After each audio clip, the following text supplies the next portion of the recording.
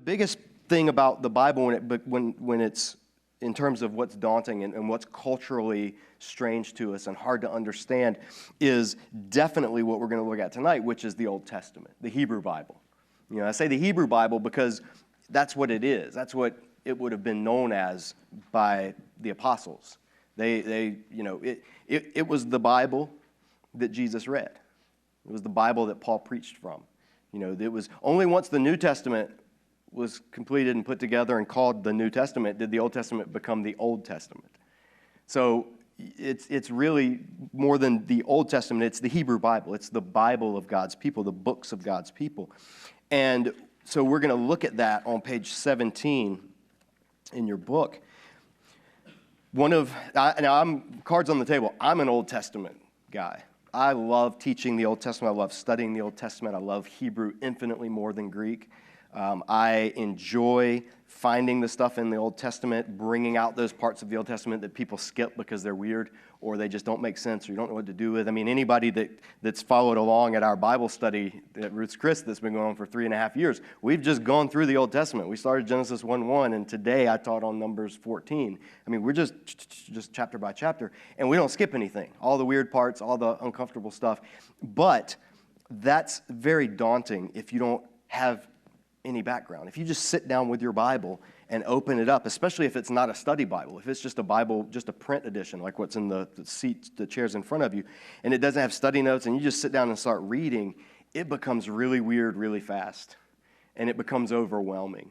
And most people, like we said the first week, most people give up by the time they're well into Genesis. Some make it to Exodus, some Leviticus, but it's usually a lost cause because it's so foreign to us. It's so strange. The Hebrew Bible, this Old Testament.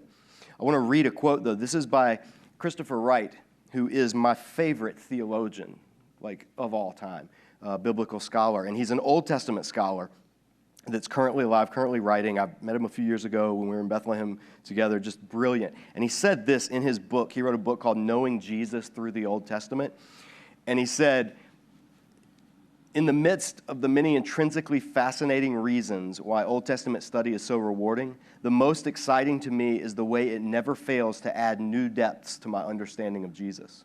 I find myself aware that in reading the Hebrew Scriptures, I am handling something that gives me a closer common link with Jesus than any archaeological artifact ever could do. For these are the words that he read. These were the stories he knew. These were the songs he sang. These were the depths and wisdom and revelation and prophecy that shaped his whole view of life, the universe, and everything. This is where he found his insights into the mind of his Father God. Above all, this is where he found the shape of his own identity and the goal of his own mission. In short, the deeper you go into understanding the Old Testament, the closer you come to the heart of Jesus. After all, Jesus never actually read the New Testament. And I love that quote. Love it. Because he's exactly right. The more you read the Old Testament, the more of a window you have into the life of Jesus. The more you read the Old Testament, the more New Testament comes alive. The analogy I use when I teach on the Old Testament is if you're watching the Super Bowl and you've got who remembers here the days of the little black and white TVs? With the rabbit ears, right? And you turn to that kind of channel changing. And you had to change the UHF channels if you wanted one of those. And some of you guys remember that. And you could watch, that's how you watched the Super Bowl. You know, the early Super Bowls or World Series or whatever. That's how you watched the sporting event. You could see the game. You could see the score when they put it on the screen. You could identify the players pretty much, especially if you knew where to look, who's the quarterback, who's the running back, that kind of stuff. You could tell a little bit about the field conditions, if it was snowing, if it was a hot day, if it, you had an idea. It's not like you were going to miss the game. You could watch the game on that TV and be perfectly happy if that's all you've ever watched it on. So imagine then somebody that's all they've ever seen the Super Bowl on, and they walk into Best Buy at the big display of the HD 4K plasma laser beam, I don't even know what the new thing's going to, but whatever. Imagine that's what they see. Would they ever want to go back to just watching the little black and white screen? No, because all of a sudden, what they thought, I'm getting the game, I'm getting the whole game. This is awesome, I'm getting to watch the game. It's amazing. And it was amazing. For the time, it was amazing. But then when they watch it on the big HD, 4K, whatever, they can see like the actual sweat coming off of the players. They can see the field and the blades of grass if it's super HD. They can see the score and they can see the graphics that are overlaid. It's almost like they're there with some of the big TVs and the surround sound. When you add that in, it's just crazy. It's not even a comparison between the two, but it's the same game. They're watching the same game. But yet, because of the transition between the mediums, that game has just taken on a whole new lifelike feel to it. That's what reading the Old Testament does to your New Testament readings. When you read the Old Testament and study the Old Testament and learn the Old Testament and know the Old Testament, the greater you know the Old Testament, it's like you're getting an upgrade in your TV every time. The TV that's showing not the Super Bowl, but the Jesus Bowl. Like you're looking at Jesus, you're looking at the gospel, you're looking at his ministry, but the more you know about the Old Testament, the more pixels are added to the screen, the more depth of color you get, the more insights you have into what he's doing. Why did he go here? Why did he say this way? Why did the author of this gospel phrase it this way? Why did he use this word? Because that brings to mind a lot of things that I remember from the Old Testament. And then you go back and look at the Old Testament, and then you look at the New, you do a double take, you're like, oh my gosh, Jesus is actually, that's why. It's because he's doing what this was talking about here, but he's doing it here. That's the kind of depth you get when you study the Old Testament. And so the degree to which you are familiar with the Old Testament is the degree to which you appreciate the New Testament. And I've never met anyone for whom that's not proven true. Every single person I've ever met, who's started to study the Old Testament, there's no one I've ever met who's said, yeah, I don't really like this anymore. I'm going back to the New Testament. I'm just going to, when they really learn and see this is what's going on, this is what this is, then it builds this perpetual motion machine where you're going to the Old Testament and you read it, and then you go back to the New Testament and you find something new, and then that propels you back into the Old Testament where you find something else new, which then brings you back to the New Testament, and all of a sudden it takes on new meaning. And it's this, what scholars call the hermeneutical spiral. It just spirals up and up and up. The more you go, the more you learn. The more you go, the wider your knowledge gets. It's not like other fields where your knowledge kind of narrows until you've kind of learned it all. It's the further in you go, the further there is to go. And it just opens up whole new vistas. And it's done this for so many people. So let's give you, on page 17 then, let's give some quick facts about the Old Testament. The Old Testament makes up roughly 77% of the entire Bible. So again, that's why I'll never give someone a New Testament alone. I'll always give them, if I'm going to give somebody a Bible, because giving them just a New Testament saying, I love you, 23% of God's word's worth. No, if I love you enough to give you Scripture and I have the means to do it, I'm going to give you the whole thing because it's all Scripture. It's all God-inspired. 77% of the Bible is the Old Testament. So the Old Testament was originally written in Hebrew. That's the language. The Old Testament was originally written in Hebrew. There's a few parts in Aramaic, which was that language of the international business and the language that other people outside of Israel spoke. But for the most part, unless there's few sections that are international in scope, it's written in Hebrew. And as I said before, it's also known as the Hebrew Bible. So if you go to a synagogue with your Jewish friends or a temple, they're not going to call it the Old Testament. I mean, they may because we're sort of a post-Christian country, and they've just kind of grown up with that's what the Christians mean when they talk about our Bible. But for the Jews today, it's just the Bible. It's the Scriptures. Sometimes you'll see it's called the Tanakh, and that's because it's divided into 3 sections. So the Jewish Bibles are divided up into 3 sections. There's the Torah, which is the law sometimes, but it's really better translated as the teaching because it comes from a verb that means to point out, like point the way. So there's the Torah, which is the teaching. Then there's the Nevi'im. Sometimes you'll see that spelled with a B instead of a V because in Hebrew it's the same letter, just a different accent mark. But the Nevi'im are the prophets. So im is a plural ending in Hebrew. So anytime, like we have S, we stick S on the end of a word, it makes it plural. Well, in Hebrew, if it's a masculine word, you stick im on the end of it. That's how you know it's a plural. Well, the Nevi'im were the Navi, the prophets. And they were all the ones who were writing and speaking God's words to Israel for their situation after God brought them into the verge of the promised land. And then the last section you have is the Ketuvim. And the Ketuvim, that comes from the verb katav, which just means to write. It's the writings. So these are all the things that aren't the Torah and they aren't the prophets. So they're everything from the songs, which are the book of Psalms, the wisdom literature, the laments, just the Proverbs, that kind of stuff. So that's how, if you take a Jewish Bible and you open it up, the order is going to be slightly different. If you go to Barnes & Noble and get a Jewish Bible, go back in the Judaica section and pick up a Jewish Bible, the order of the books will be different. But as we saw during week 1, it's because they follow the Hebrew word order, or book order.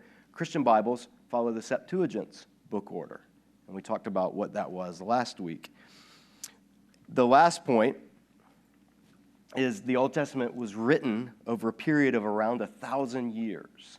Now, written, it spans in what it describes all the way back to the beginning of creation. So that could be, depending on your theology, 6,000, 10,000, 15 billion years ago. That's when you start getting into an interpretation of the age of the earth and all that stuff. But the Old Testament spans all of that time.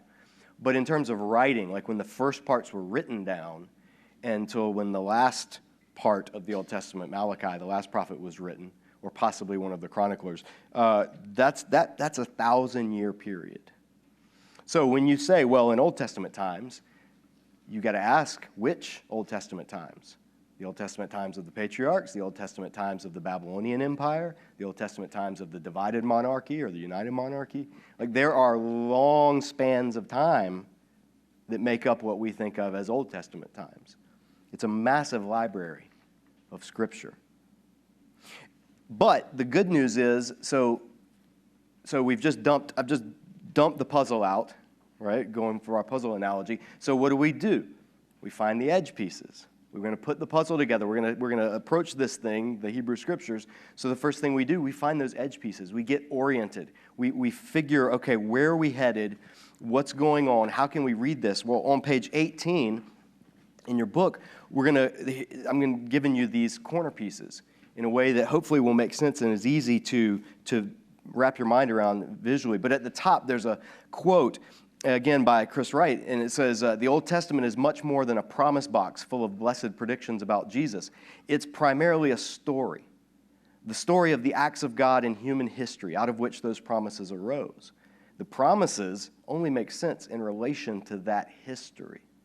This is crucial. See, this is what makes the Old Testament so much different than the New Testament. When you're reading the New Testament, you're reading mostly accounts of Jesus' ministry and letters to people who believe in Jesus in their daily life. That's pretty much the gist of what you're reading, with a few exceptions, Acts, Revelation, but that's pretty much what you're reading. The Old Testament, totally different animal.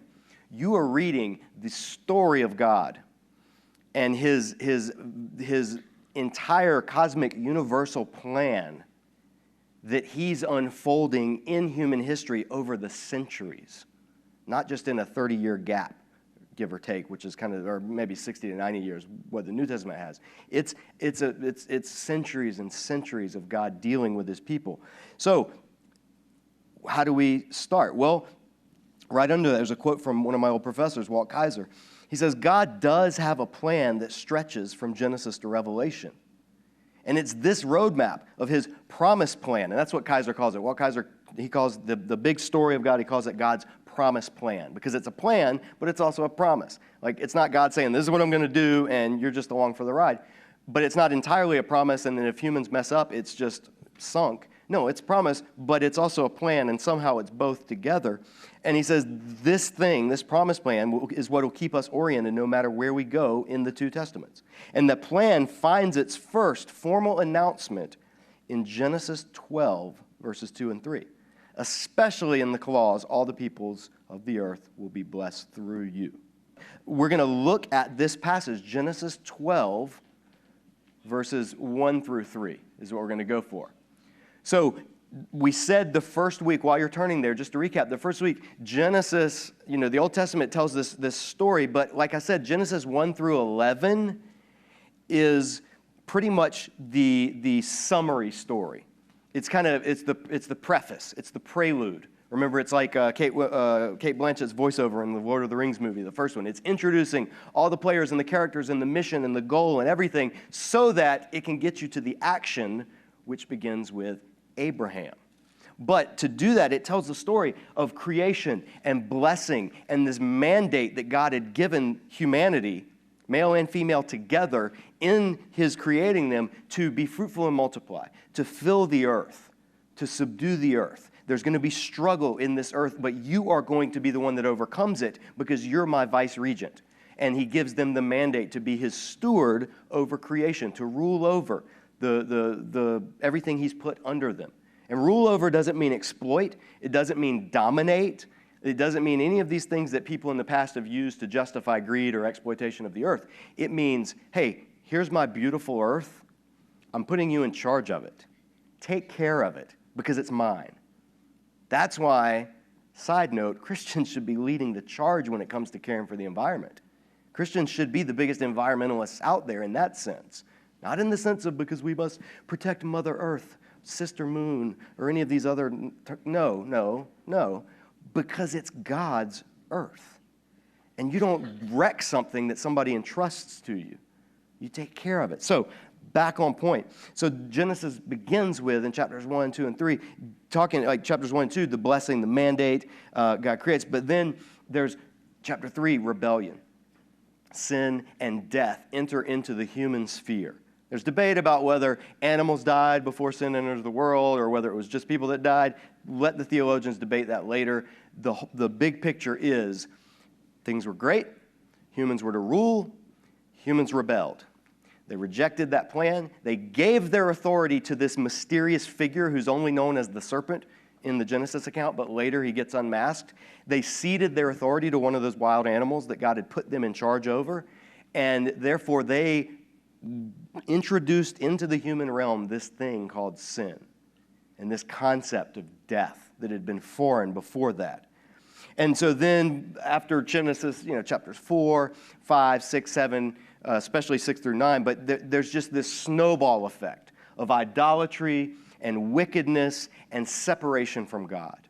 So all throughout, there's this little sliver of like this godly remnant, this line of Seth, Adam and Eve's next son after Cain, that walks with the Lord, and then his descendants down to this guy named Noah who are walking with the Lord. But then at the same time that they're tracing that lineage, the rest of the world is filled with chaos, with murder, with violence, with all kinds of stuff. So finally, God, this whole thing about subduing the earth, but God's plan is still going to happen, and humanity is scattered because they try to then, we're no longer going to fulfill the mandate command to even spread out and take over the earth. We're going to stay together. We're going to huddle up. We're going to try to build our way to access of the gods, which is the whole Tower of Babel thing. And so God comes down and says, no, you're not. This plan is still going to happen. I made a promise to Eve back in chapter 3 that I would use her offspring, one of her offspring, to ultimately overthrow this enemy of sin and death. So the plan's going to go forward. So God scatters people all over the earth. And in that scattering, or before that, you see that now the nations are spread. So what was once just people huddled kind of in this place that, every now and then an email will pop up. They found the Garden of Eden. They haven't found the Garden of Eden. They're not going to find the Garden of Eden. Don't click the emails that say, we found it, give us money so we can support this archaeology, this and that. No, they haven't found it. Regardless of all of that stuff, there was a sense where humanity was here, and then by the end of Genesis 11, they're all over. And you have the goyim in Hebrew, the nations or the Gentiles, or in Greek, ta ethne, the peoples or the nations.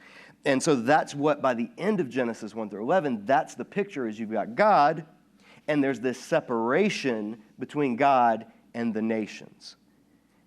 And God had made a promise back in Genesis 3, I'm going to crush the head of the serpent, the one responsible for all this, and crush the head it's like we'd say you're going to bite the dust. Like we don't literally mean you're going to start eating dust, but it's a way of saying you're going down. You're going down. And God says, I'm going to crush the head of the serpent. I'm going to do it, and it's going to be through the seed of the woman, the offspring of the woman.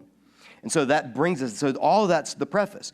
Then when we get to Genesis chapter 12, verses 1 through 3, which is where we are now, we meet a guy named Abram. or Avram in Hebrew, which means exalted father, father of greatness.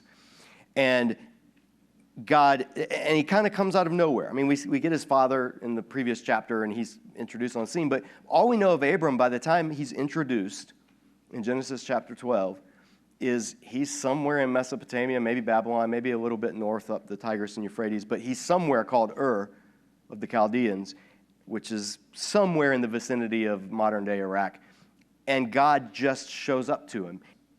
So this is what God promises Abram when he calls him out. He makes some specific promises. Basically said, hey, go to the land that I'm going to show you, not go to the land that I just told you. No, he didn't even know where he's going to go yet. It's just go. You follow me and go. And if you do that, I'm going to do a few things. I'm going to make you into a great nation. Right now, you're Abram, your wife Sarai. You don't have any kids, we learn later.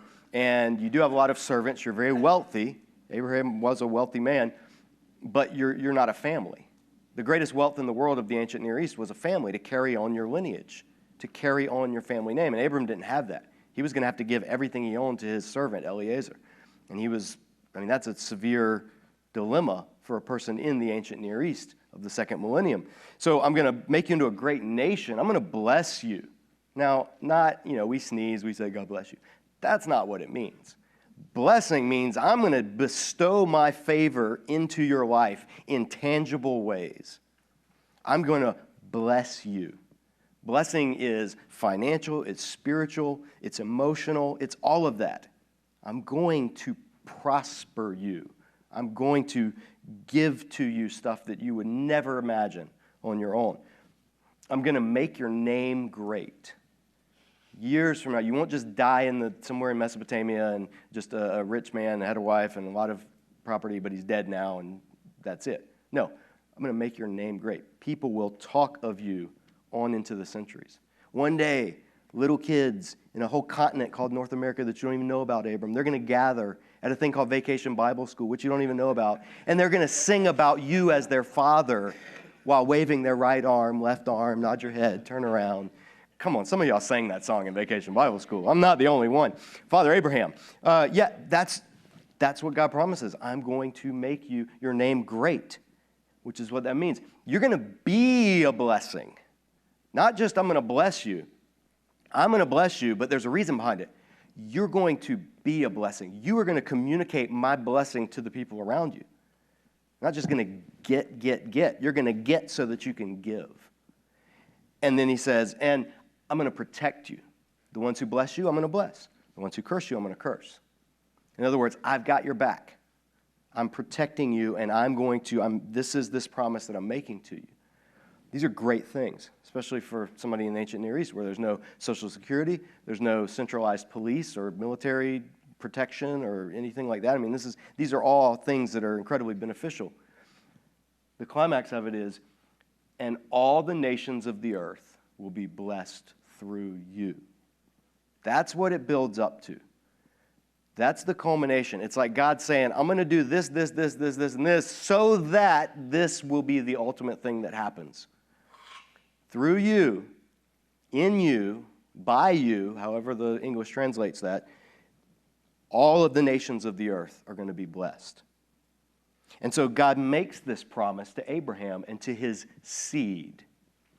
Now I say seed because this is where we have to put on our agricultural hats for a minute. That's the dominant metaphor in the Bible for children, for offspring, is your seed. And even the Hebrew word seed, zerah, it can mean like the things you put in the ground to plant.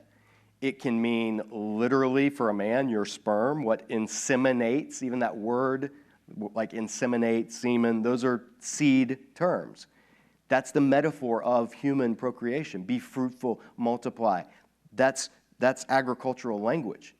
And so what God says is, I'm going to do this. I'm going to, through your seed, which English Bibles sometimes translate offspring or your children, but keep in mind that concept of seed. Through your seed, all the nations of the earth are going to be blessed. You're going to be the means by which I reach the world that's gone astray.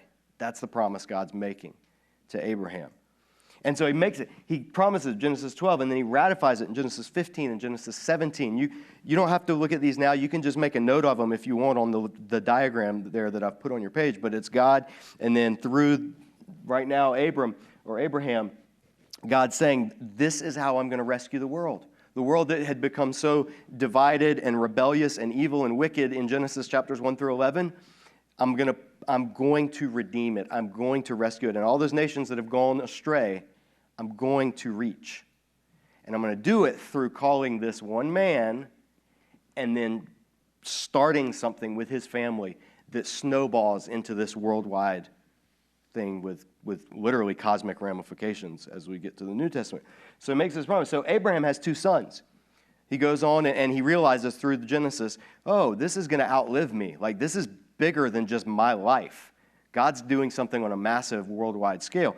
He has 2 sons, and the first one he has through shady means that were perfectly normal in the ancient Near East, but were not what God had promised him.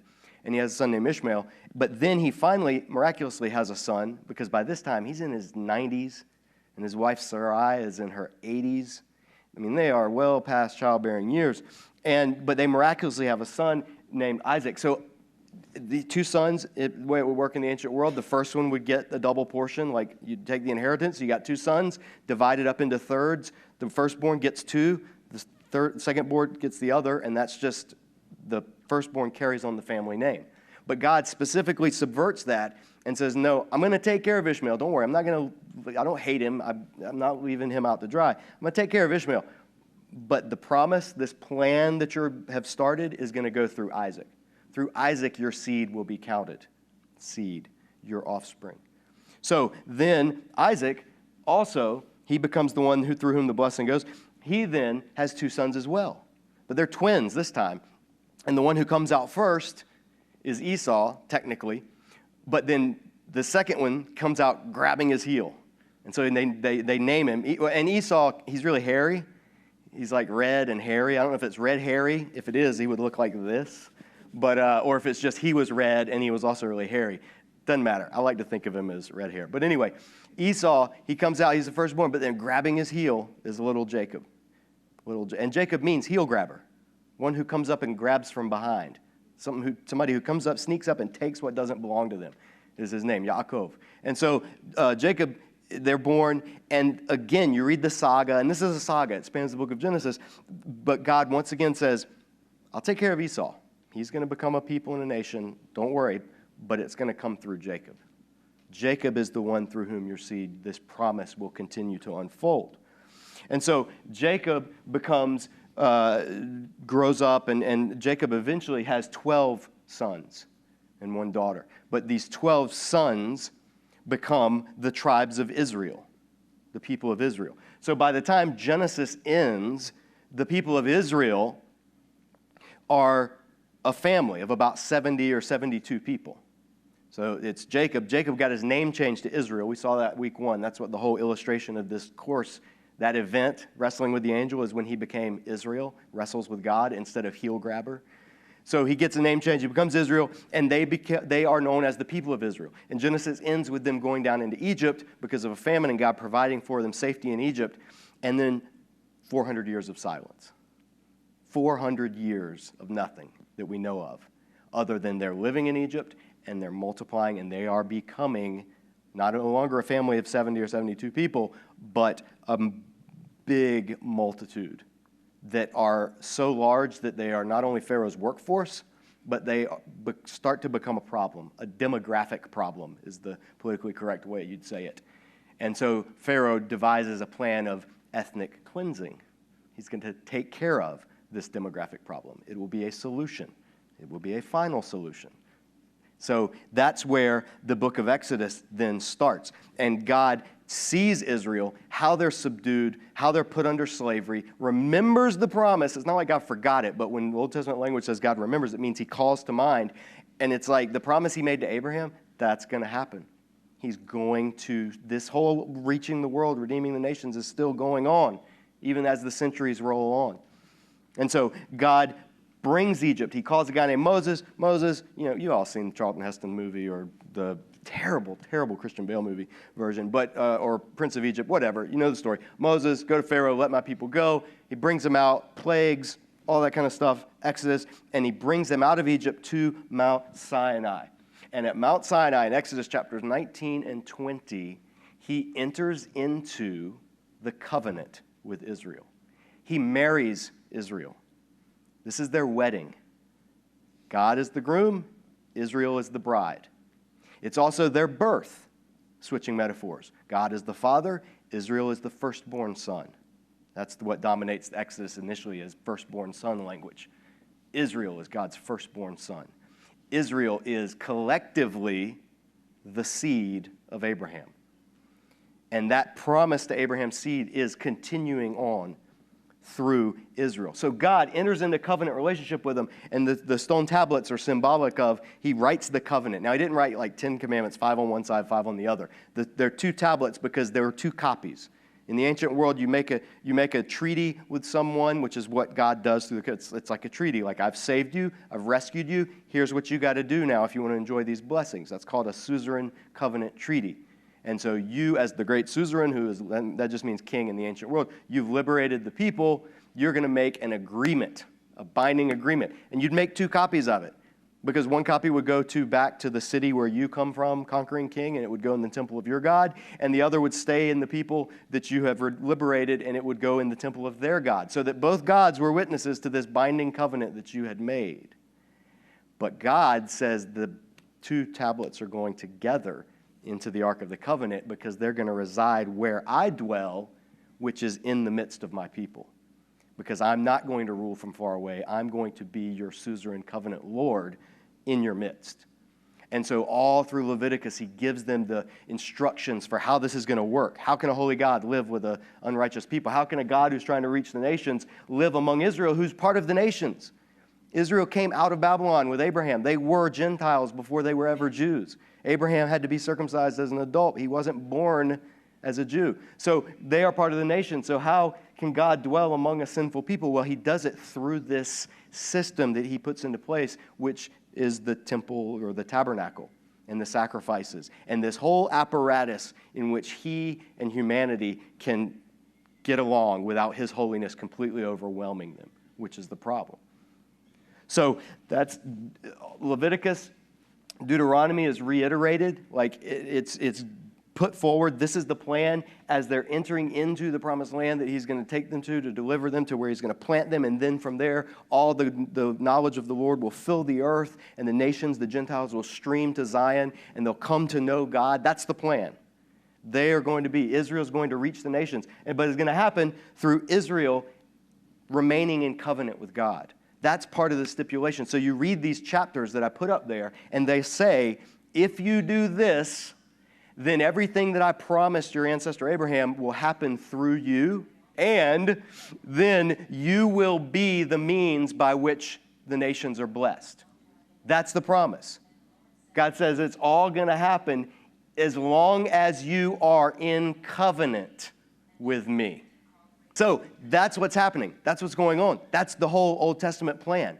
That's it. I mean, everything that comes after that, Israel going into the promised land during Joshua and then driving out the Canaanites, that's all in fulfillment to this promise made back in Genesis 15. And then Israel living in the land under the judges, and then Israel saying, we want a king, and God allowing them to have a king, even though it's not what he wanted, but he allows it. He condescends to let them have what they think they want. But he says, you're not going to like it. We want a king. You're not going to like it. We want a king. All right, here's your king. So they have a king, so then they have the monarchy, and that's when Saul becomes their king, and then Saul's son David takes over the throne, and then David's son Solomon takes over the throne. And it's during the reign of Solomon that Israel is at its height. It's expanded to its fullest borders. The nations are coming to Israel to learn about God, from the Queen of Sheba and the King of Tyre, and all of these people are coming. You're reading it. It's happening. And then right then, Solomon starts to do exactly what the covenant stipulations said not to do. He starts taking multiple wives and allowing their gods to intermingle. He starts allowing other covenant loyalty, other gods, to come in between Israel and their God. And that's when the clock starts ticking. And God says, this is the main goal. You're about to ruin it because you're turning away from me. And you're allowing these other gods, and you're going after these other gods, and you're doing exactly what humanity did, which got the nations to where they were in the first place. You're separating yourself from me by embracing these other competing gods. And so for centuries, he sends them these people called prophets. And the prophet's message is pretty similar. I mean, there's different themes and flavors and situations, but the overall message of the prophets is go back to the covenant. Go back to the covenant. Do what God told you to do in the first place. Be what God created us to be. Because if you don't, all the stipulations of the covenant are going to happen. And those stipulations were judgment if the covenant's broken. And so that goes on for centuries. And Israel breaks the covenant multiple times, over and over. Even after they become a divided nation, and there's a northern kingdom and a southern kingdom, and God says to the southern kingdom, all right, the northern kingdom's going to get punished because they've gone astray after other gods, but southern kingdom, just you guys, and the southern kingdom was called Judah or sometimes Ephraim, just you guys, if you'll follow me, then I'll be faithful to this promise, and I'll still get my plan done. And southern kingdom limps on for about a century or so, maybe 2 centuries or so, of like kind of a little bit of obedience, kind of turning back to God, but then going back to idolatry, and then a righteous king will rise up, and then they'll go back to idolatry. And finally, God says, that's it. The covenant's shattered. I am divorcing you. And he says it through the prophets, Isaiah, Jeremiah, Ezekiel, I'm divorcing you. This marriage is over. And he leads them, he allows them to be led into captivity, to be taken from the land and all the covenant blessings. And so that seems like the end of it. That seems like this is it. The story has a sad ending. This is a tragedy. Except for while they're out of the land, while they are gone and being carted off into captivity, the seed of Abraham, Israel, taken out of the land, God sends a message to the people in multiple places where they've been scattered. And he says, I carry through my plans, even in the face of human disobedience. And what's going to happen is, so he tells this guy Ezekiel, who was in line to be a priest, but the temple was destroyed and Ezekiel was hauled off as a slave to Babylon. So he tells this to Ezekiel. This is in chapter 36 of Ezekiel. We're going to talk about that chapter a lot in coming weeks. But he says, I will take you from the nations and gather you from all the countries, and I will bring you into your own land. I will also sprinkle clean water on you, and you will be clean. I will cleanse you from all your impurities and all your idols. I will give you a new heart and put a new spirit within you. I will remove your heart of stone and give you a heart of flesh. I will place my spirit within you and cause you to follow my statutes and carefully observe my ordinances. God promises Israel through Ezekiel, hey, I'm not done. I'm going to redeem. I'm going to put this back together, and I'm going to make a new covenant, and it's not going to be like the one you broke. And at the same time, he tells Ezekiel's slightly older contemporary, a guy named Jeremiah, he tells him, he says, look, the days are coming, declares the Lord, when I will make a new covenant with the house of Israel and the house of Judah. In Latin, that would be a New Testament, new covenant. That's where the term comes from. I'll make a new covenant. This one will not be like the covenant I made with their ancestors when I took them by the hand to bring them out of the land of Egypt, a covenant they broke, even though I was a husband to them, declares the Lord. Instead, this is the covenant I will make with the house of Israel after those days, declares the Lord. I will place my law within them and write it on their hearts. I will be their God. They will be my people. No longer will one teach his neighbor or his brother, saying, know the Lord, for they will all know me, from the least to the greatest of them, declares the Lord. For I will forgive their wrongdoing and never again remember their sins. So what the Old Testament ends with, God brings the people back into the promised land. They're tiny, they're beaten down, they're a remnant. They've survived 70 years of captivity, and he brings them back, and he sets them back in the land, and they slowly start to rebuild through Ezra and Nehemiah, and that's when you get those later books. But there's this longing, and it ends with him sending the prophets, Haggai, Zechariah, Malachi, to tell the people, it's not over. The plan is still going through. God's not done. He's going to do this new thing, and before he does it, some things are going to happen, and this is what to look for. And so the Old Testament ends with Israel longing for this new covenant, because the old one's been broken. And they're waiting for the one who will make this new covenant happen. who will bring them into their land where they'll rule and they'll finally be everything God called them to be, and all the nations will come and all this and this, all that stuff. And that Gentiles will come into and come stream to Israel to learn and to serve them rather than lording over them and ruling them as the Gentiles were doing at that time. And so the prophets even envision an Israel that would one day include Gentiles. So you see, for example, and this is Chris Wright gives some examples of this, but there would be those nations who would not merely be joined to Israel, but would come to be identified as Israel with the same names, privileges, and responsibilities before God. You can read, those are the passages, Psalm 47, Isaiah 19, 56, 66, Amos 9, Zechariah 2. In fact, in Isaiah 19, the identity of Israel will be merged with that of Egypt and Assyria, such that the Abrahamic promise is not only fulfilled in them, but through them. The Abrahamic promise, the promise that God made all the way back to Abraham and his seed, is going to be fulfilled now in this new covenant, still through Abraham's seed, still to Israel, but somehow with Gentiles, the nations, being brought into it. That's what the Old Testament ends longing for. And it's what remains unfulfilled in the Old Testament. And then you turn the page and you start reading about a guy named John who goes into the desert and says, guys, get ready, because it's now going to start.